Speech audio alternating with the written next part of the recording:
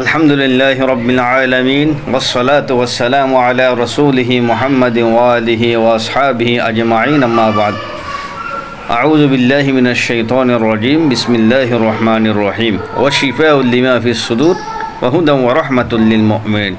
মহাগ্রন্থ কালামুল্লাহ শরীফের মধ্যে আল্লাহ পাক রব্বুল আলামিন সমস্ত সমস্যার সমাধান রেখেছে। সমস্ত রোগ থেকে মুক্তি হওয়ার জন্য আল্লাহ পাক রব্বুল আলামিন এই কোরআন থেকে এমন কিছু আয়াতে কারিমা আছে, এমন কিছু সূরা আছে যেগুলো তেলাওয়াত করলে সমস্ত রোগ বালাই থেকে মুক্ত হওয়া যায়। ওয়া শিফাউল লিমা ফিস সুদূর। মুমিনের কাজ হচ্ছে, মুমিনরা একমাত্র আল্লাহর উপর বিশ্বাস রাখবে, আল্লাহ পাক রব্বুল আলামিনের কাছ থেকেই তওবা করবে, ফানাহ চাইবে এবং আল্লাহ পাক রব্বুল আলামিনের কোরআনের নির্দেশে, কোরআনের মাধ্যমে মুমিনরা সাহায্য প্রার্থনা করবে। অতএব আমি আপনাদের মাঝে মূল কথায় চলে যাচ্ছি। ভাই সব প্রিয় বন্ধুগণ, মানুষ আজকাল কিছু খারাপ মানুষ আছে, ভালো মানুষকে বিভিন্নভাবে কষ্ট দেয়, যেমন দারু টোনা বান সেহের জাদু সালান ইত্যাদি করে। বিভিন্ন কবিরাজের কাছে গিয়ে কুফরি কালাম এবং বেঈমানি কাজ করে মানুষকে বিভিন্নভাবে কষ্ট দেয়। যেমন মানুষ অনেকে বিদেশ যাওয়ার জন্য চাচ্ছে, বাধা পড়ে যাচ্ছে।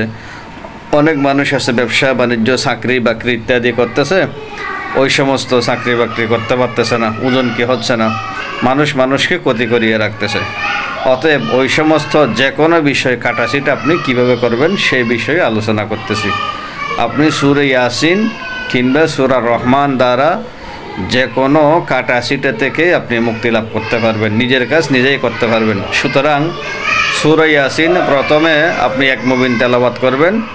এক মুবিন তেলাওয়াত করার পরে ফানি এবং সরিষার তেলের মধ্যে আপনি ফুঁক দিবেন। যে কোনো একটি কদু কিংবা ফল রাখবেন, ফলের মধ্যে ফুঁক দিয়া অমুকের ছেলের দারু টোনা বান সেহের জাদু সালান সূরা ইয়াসিন দিয়ে আমি কাটিয়ে দিলাম। সেভাবে এক মুবিন পড়িয়া আপনি ছুরি দিয়ে ফলের উপরে কি দিবেন, কোপ দিবেন, দুই খণ্ডিত করে ফেলবেন। সেভাবে 7 মুবিন পরে আপনি কি করতে পারবেন, 7 টুকরা করিয়ে ফেলবেন ফলটাকে কিংবা কদুটাকে।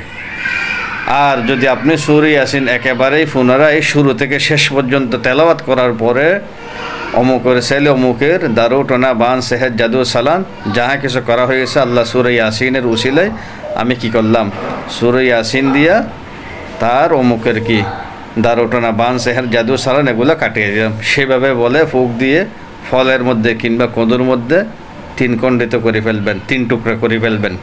সেভাবে নিজের কাজ আপনি নিজে করতে পারবেন।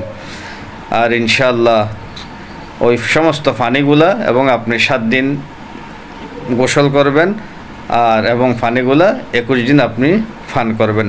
আর আপনি যে কঠিন এবং কি শক্ত যদি রোগী হয়ে থাকেন তখন আপনি 31 দিন কিংবা 41 দিন পানিগুলো খাইবেন এবং কি 11 দিন কিংবা 15 দিন পানিগুলা গোসল করবেন। আর তেলগুলো আপনি 21 দিন কিংবা 31 দিন ব্যবহার করবেন। আশা করি ইনশাআল্লাহ আমার কথাগুলো বুঝতে পেরেছেন। যে এই সমস্ত মানুষকে মানুষ ক্ষতি করে এবং খারাপ মানুষেরা সেই সমস্ত ক্ষতি থেকে খারাপি থেকে যাতে মানুষ মুক্তি লাভ করতে পারে, উদ্ধার হতে পারে, সেই শুভতে আপনি আমার ভিডিওটি লাইক এবং কমেন্ট শেয়ার করে সকলকে দেখার মতো বোঝার মতো সুযোগ করিয়ে দিবেন। সকলে ভালো থাকবেন, সুস্থ থাকবেন। আল্লাহ হাফেজ। আসসালামু আলাইকুম ওয়া রাহমাতুল্লাহি তাআলা ওয়া বারাকাতুহু।